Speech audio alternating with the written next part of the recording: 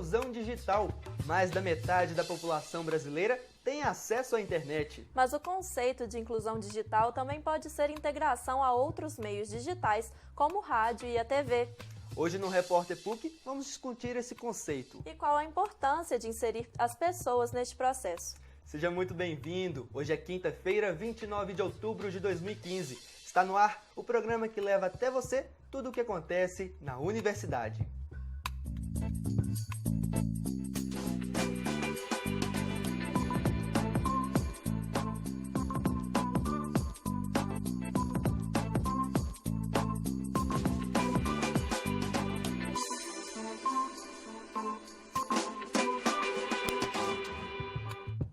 Olá! Em todo o mundo, a tendência é ampliar e disponibilizar cada vez mais serviços por meio da internet. E a inclusão digital busca garantir a todas as pessoas o acesso às tecnologias de comunicação e informação. E na reportagem de hoje vamos conhecer um projeto desenvolvido pela Prefeitura de Belo Horizonte que busca a integração digital.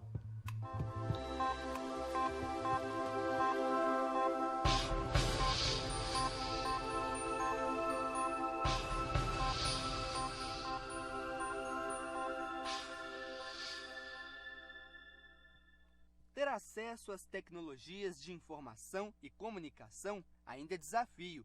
Nem todos estão inseridos neste mundo digital, mas alguns projetos buscam incluir as pessoas nesta área. Belo Horizonte possui 248 centros de inclusão digital espalhados pela cidade. Um deles está localizado no aglomerado da Serra, na região sul da capital mineira, e promove ações com alunos de escolas e moradores da comunidade. A comunidade, elas procuram muito para poder fazer pesquisas escolares, confecção de currículos e até mesmo impressão de boletos bancários. Muitas dessas crianças, elas não possuem acesso à internet, assim, não têm computadores em casa, não têm celulares que tenham como acessar, sabe?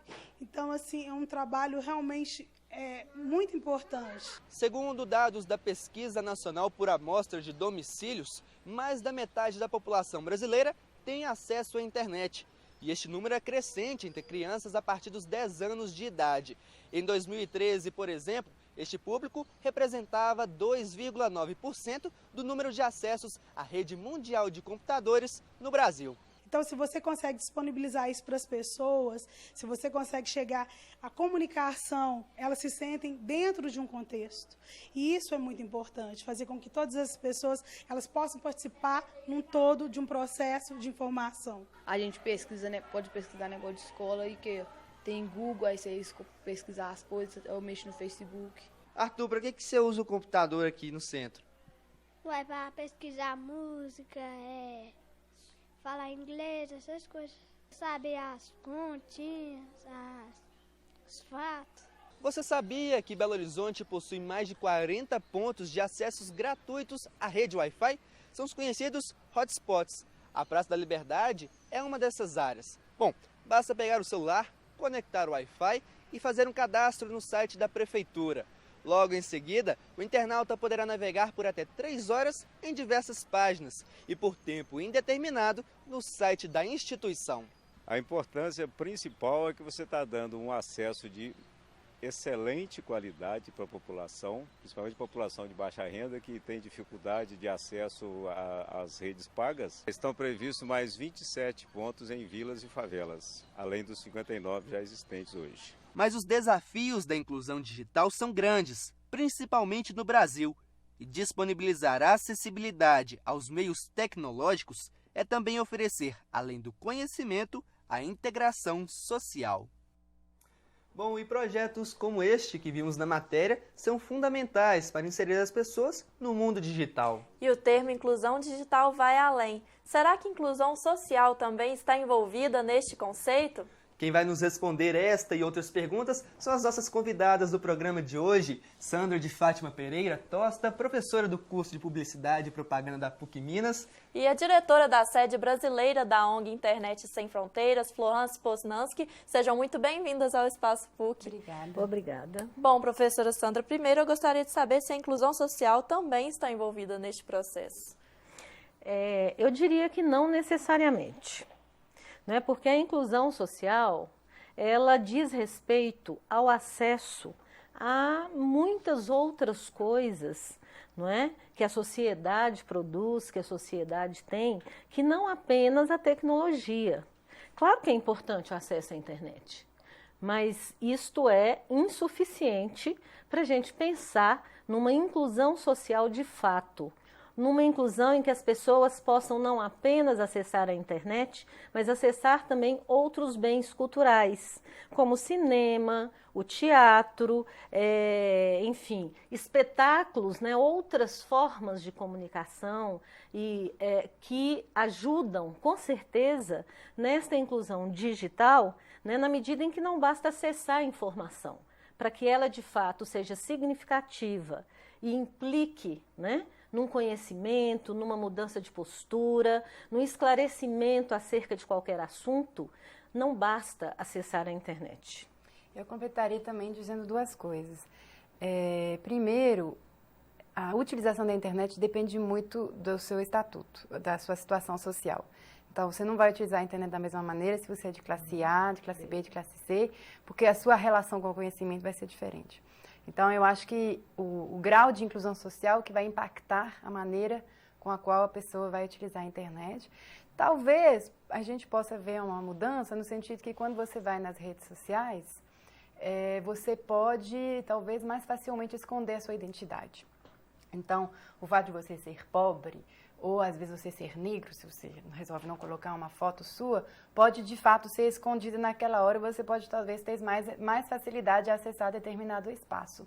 Mas se você expressa ali a sua opinião política ou sua orientação sexual, você pode aí ser vítima de mais exclusão social, né? Porque o preconceito acaba se reproduzindo. E se a gente pensar, não é? Como muitos pesquisadores pensam, eu concordo com eles, que a internet ou que o mundo do digital deveria ser especialmente um mundo onde as pessoas pudessem se colocar livremente, isentas de qualquer constrangimento e de qualquer preconceito, não é? Quer dizer, o que é esta, eu diria assim, esta colocação, esta exposição que não corresponde ao sujeito. Eu sou negro, mas eu não quero ser visto como negro no espaço do digital, porque eu posso sofrer preconceitos. Nós estamos, na verdade, escondendo e adiando questões que são históricas nesse país e que definitivamente contribuem para a exclusão e para a desigualdade social. Então nós podemos dizer, professora, que a exclusão digital ela tem a ver também com a exclusão social? Sem dúvida nenhuma, e acho que a Florence pode falar bem disso, não é? Eu acho que eu já falei, assim, a minha visão é que depende muito da maneira com a qual a pessoa... O internet é um espaço público, igual o mesmo espaço que você vive na realidade, do mundo físico. Então, você acaba reproduzindo determinados comportamentos. Não tem muita diferença da vida no mundo digital, é mais ou menos a reprodução de algumas coisas, né? Eu penso que não. Eu penso que, exatamente como você disse antes, não é? Se na internet é um espaço público, sem dúvida nenhuma, você pode acessar sem se identificar, é diferente da praça, da rua, da escola, do clube e outros tantos espaços que são públicos em que você se mostra, não é? Você não então, se mostra, mas você acaba as questões permanecem. Você acaba deixando muitos traços de seus dados. Aí a gente até entra num outro assunto, mas você pode até não se mostrar, mas, por exemplo, quando você usa uma rede social, esse provedor de serviço sabe tudo de você. O provedor sabe, mas não necessariamente os internautas. E num país como o nosso, por exemplo, em que a questão do preconceito é nitidamente de cor, esconder esta cor é uma atitude muito, muito séria, que ao mesmo tempo que denuncia este preconceito, também torna, não é, ou contribui para não tornar visível a necessidade da gente discutir estes e outros tantos preconceitos. Entendi. E é possível definir essa inclusão digital e para que ela serve, professora? Olha, quando se trata do digital, é um mundo que eu diria assim infinito, não é? é um mundo que está colocado e que provoca mudanças profundamente drásticas com relação ao mundo analógico, ao mundo em que não tínhamos o digital, não é? Então você tem hoje a inclusão digital voltada para todas as esferas da vida social, desde, por exemplo, um acesso ao banco, a um banco, até, não é, o acesso ao mundo digital de forma pedagógica, de forma educativa, que é o que as escolas e o governo, através de algumas políticas públicas, vem tentando fazer. Mas, sem dúvida nenhuma, né, quer dizer, o mundo do digital, ele muda tudo, ele mudou tudo, essa é que é a verdade. Não é? As interações hoje, elas se reorganizam de tal maneira que fica muito complicado a gente tentar delimitar espaço, delimitar tempos, não é? Porque são tempos e espaços que inexistem para o digital. Né? Você fala com alguém de onde você estiver, lá no outro lugar do mundo, no outro lado do mundo, em tempo real. Quer dizer, olha só as implicações disso.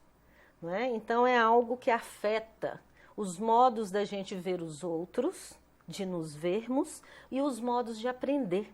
Isso é muito importante. Né? Quer dizer, é um mundo que redimensiona o nosso mundo. Com certeza. Sobre a inclusão digital, eu poderia trazer alguns critérios assim que são pensados quando a gente enxerga, e eu vou ter uma outra abordagem, porque eu vou pegar a internet como um todo e os direitos da internet. Na verdade, você tem o primeiro nível, que seria o fato de você ter acesso à internet, né? Que é a primeira coisa. Mas isso não é ainda muita coisa, afinal. Porque você tem ali que ter uma capacidade de você poder se expressar livremente. Então, aí vem o conjunto de leis em determinados países que garante ou não a liberdade de expressão. A gente poderia até entrar mais no detalhe, mas isso não é garantido, inclusive no Brasil está sendo dificuldade esse ponto. E você também é o outro lado, que é acessar a informação. E aí vem a parte educativa, a disponibilidade de conteúdo que você tem. E quando você vai conversar sobre essas duas coisas, entram dois pontos centrais, que são a neutralidade da internet, ou seja, quais tipos de conteúdo eu posso acessar e como essa rede pode restringir determinados acessos a determinado conteúdo. Então, eu posso viver em um país e nunca ter acesso a algum conteúdo importantíssimo. E também a questão da privacidade. E ali, esses dois conceitos, na verdade, eles vão definir a maneira como todos os serviços de internet vão se colocar. E para você chegar, vamos supor, a uma cidadania plena, através da inclusão digital, você precisa ter ali acesso à informação de qualidade. Então, a questão de transparência de dados, acesso de dados online é super importante. E a utilização da internet como ferramenta político também, de empoderamento político. Então, muitos processos como Open Democracy, participação online, são ferramentas que contribuem a implementar a inclusão digital. Então, você vê que ela vai se desdobrando em várias questões, que é bem mais diferente a questão da simples acesso à informação. E eu fico pensando assim, olha só, né, ela fala da dimensão política, como que a própria ideia de participação política, pois é, né, professora, ela altera profundamente com a internet. Nós vamos conversar um pouco mais sobre isso no próximo bloco. Nós vamos continuar esse debate sobre inclusão digital. E também nós vamos falar da importância de projetos que levam para as diversas comunidades o acesso gratuito à internet. Não saia daí!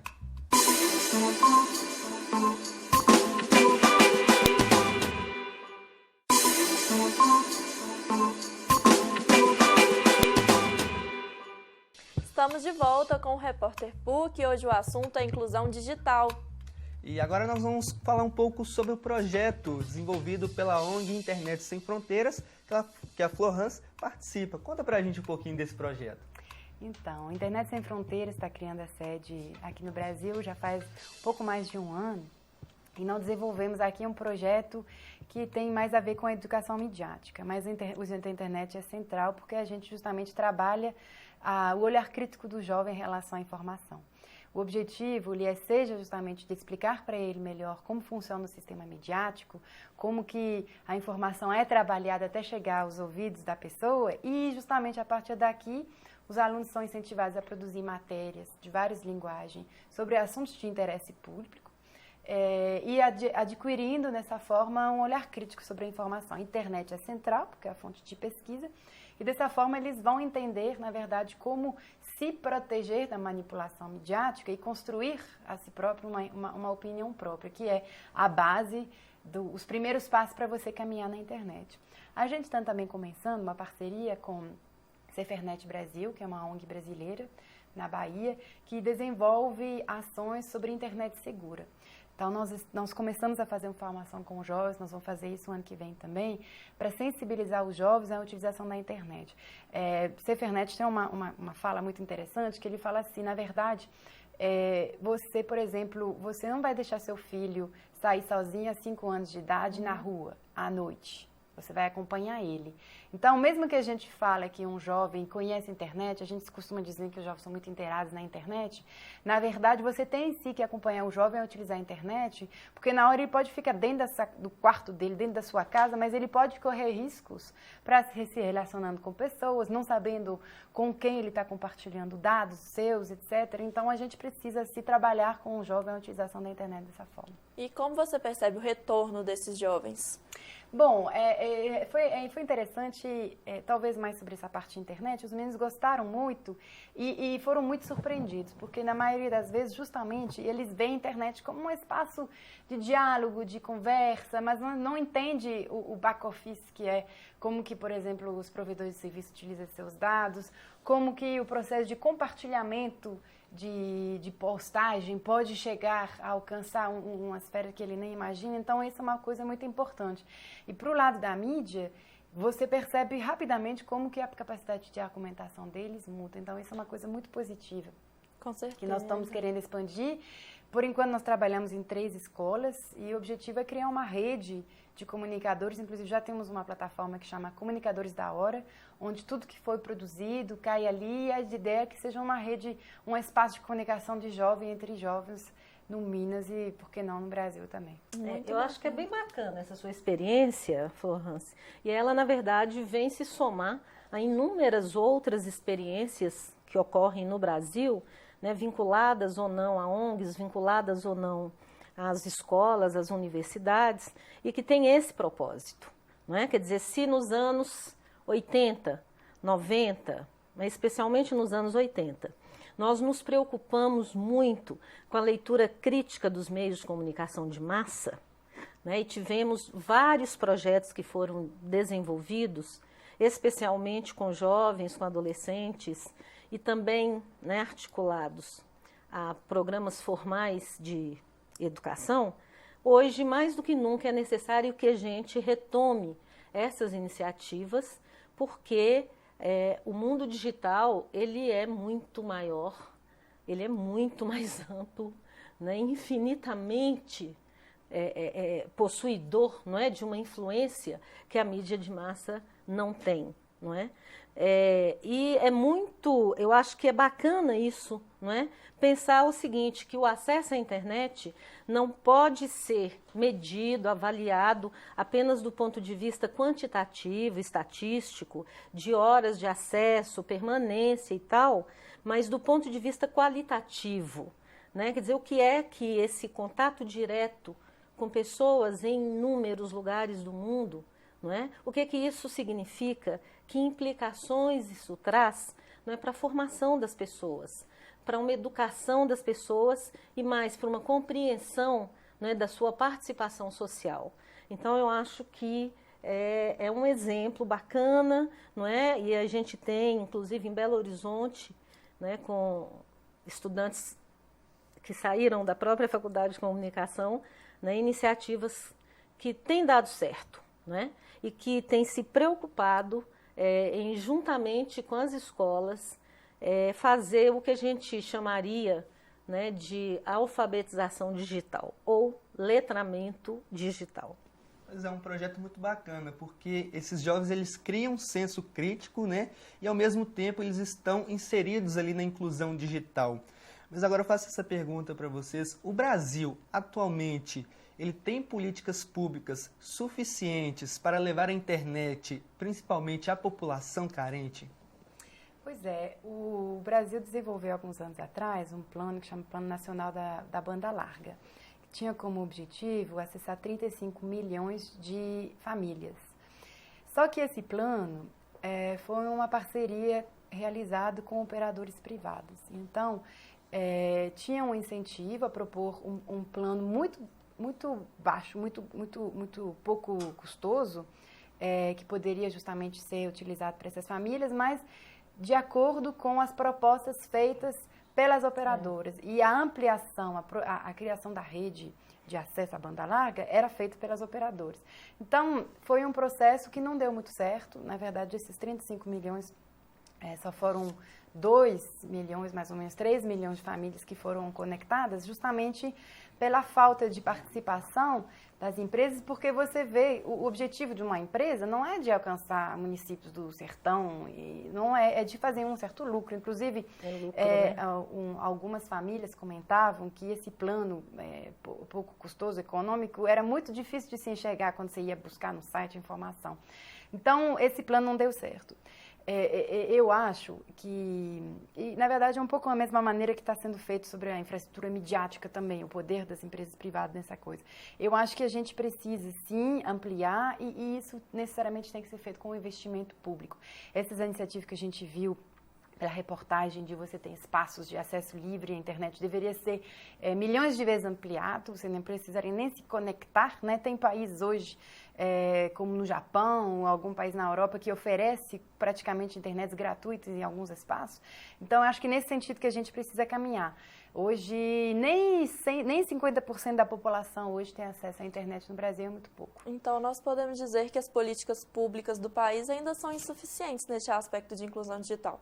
E as pessoas que não são incluídas, elas são muito prejudicadas, né, professora? Elas são prejudicadas quando a gente, por exemplo, dá conta, né, de que vários serviços que não eram feitos obrigatoriamente pelo digital, agora são. Né? Então, eu fico imaginando uma pessoa que não tem acesso, que não entende muito o que é aquela coisa meio mágica, não é? Dos equipamentos, da navegação, em busca de informação, em busca de algum documento, ou em busca até mesmo de responder a uma obrigação financeira, civil, não é? Qualquer coisa assim. Quer dizer, cidadania é isso. Não é? Cidadania é a gente construir, não é? Um país em que, de fato, as pessoas tenham acesso a tudo, indiferente à sua condição social, indiferente à geração, não é? Indiferente à escolaridade. Então, eu acho que a gente ainda está muito distante disso. Agora, uma via pela qual eu acredito ser possível a gente ampliar, não é?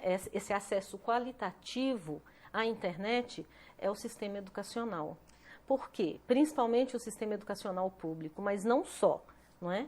Porque ali estão, se a gente pensar na infância, adolescência, ali estão todos, né? Quer dizer, hoje, graças a Deus, nós podemos dizer isso com muito orgulho, mas é resultado também de muita luta, não é? O país alcançou quase que totalmente a universalização escolar. Acredito que seja mais difícil para as gerações mais velhas, né, que não estão mais inseridas no sistema educacional. Então, pela escola, eu acho que você daria conta de preparar melhor. Pois mas eu acho que esse acesso, essa compreensão do que é o mundo digital, porque não é uma compreensão apenas de saber acessar e de direito ao acesso. É das consequências que isso traz. Eu entendo, né? Mas eu acho que isso é só um lado do acesso, porque se você não tem uma infraestrutura realizada ao nível estatal sem dúvida nenhuma, e uma legislação que também garante determinados direitos, você forma as pessoas a criar um desejo para coisas que eles não vão ter. Ou nem forma, porque a bem da verdade, por exemplo, a primeira grande política pública, não estou falando de infraestrutura, isso é a base, não é? Mas a primeira grande política pública no Brasil de acesso ao mundo digital foi via um programa nacional de informatização das escolas. E foi muito problemático. E a gente pode dizer hoje com uma certa segurança, não é? Que não apenas por conta da falta de estrutura, então você encontrava escolas onde os computadores estavam amontoados numa sala qualquer, se deteriorando, porque não eram usados, não tinha infraestrutura, não tinha rede, em alguns lugares, por mais doido que pareça, não tinha nem luz elétrica e o computador estava lá. Quer dizer, o Brasil é muito grande, é um país muito cheio de contrastes, não é? Então, enquanto a gente não tiver essa infraestrutura que seja também universalizada, não é, dificilmente a gente alcançará, não é, um grau de, e eu insisto, não é acesso apenas, não é, mas de um acesso que signifique o que a gente chama, não é, de letramento digital, porque são outros modos de ler o mundo. Agora, no Brasil, mais de 50% da população tem acesso à internet. No mundo, cerca de 5 bilhões de pessoas não têm acesso. Para finalizar, por que nós dizemos que somos um mundo que temos um acesso à internet, uma inclusão digital, sendo que a maior parte da população mundial ainda nem sequer conhece o que é internet, o que é acessar um computador? Florence. Pois é, eu acho que a gente não a gente tem esses tipos de desigualdade que são terríveis. Então, não, o Brasil ainda está no caminho da inclusão digital para essas questões. E aí chega um perigo muito grande, porque nós estamos vivendo agora um processo onde a internet, passando a ser um espaço de grande liberdade, está sendo alvo de grandes interesses internacionais, principalmente financeiros, econômicos enormes. Então, você vê uma proposta, por exemplo, que está sendo desenvolvida por várias grandes empresas de comunicação, como, por exemplo, o Facebook, criar um sistema de contribuir para que justamente a gente reduz essa fratura digital. Então, cria-se projeto como esse projeto chamado internet.org, que tem o objetivo, que é uma proposta feita aos governos de trazer a internet a zero custo para o governo através da contribuição da empresa. Isso é muito perigoso. Por um lado, resolve os problemas quantitativos, mas, por outro lado, você cria um sistema onde as informações estão totalmente cercadas dentro do serviço proposto pelo Facebook. Então, as pessoas, tem alguns países que são assim, algumas pessoas estão trocando Facebook pela internet. Então, esses são perigos importantes que a gente precisa pensar. São alertas, não é? De como é que se articulam políticas públicas com este cuidado, né, de não criar dependência mercadológica. Não é? Porque, no fundo de tudo isso, o que interessa à internet, não é? Uma empresa, sei lá nem que nome que a gente dá, é o lucro. Tá muito bom o nosso bate-papo, mas infelizmente o nosso tempo está acabando. Muito obrigada pela presença, professora Sandra, Florence. Sucesso com a ONG. Obrigada. Muito obrigado pela presença de vocês. Bom, e você que está aí nos assistindo, gostou do programa de hoje? Não deixe de participar enviando sugestões e comentários para o e-mail do programa, espaçopuc@pucminas.br, e também pelas redes sociais da PUC TV. Não deixe de participar. E amanhã é dia do Espaço Cult com a nossa colega Mariana Almeida. Na segunda-feira eu estou de volta com o Espaço PUC às 4h30 da tarde. Espero por você. Obrigada e até lá. E lembrando que nós temos um encontro marcado toda quinta-feira às 4h30 da tarde, ao vivo pela PUC TV e pela TV Horizonte. Muito obrigado pela sua companhia e até a próxima.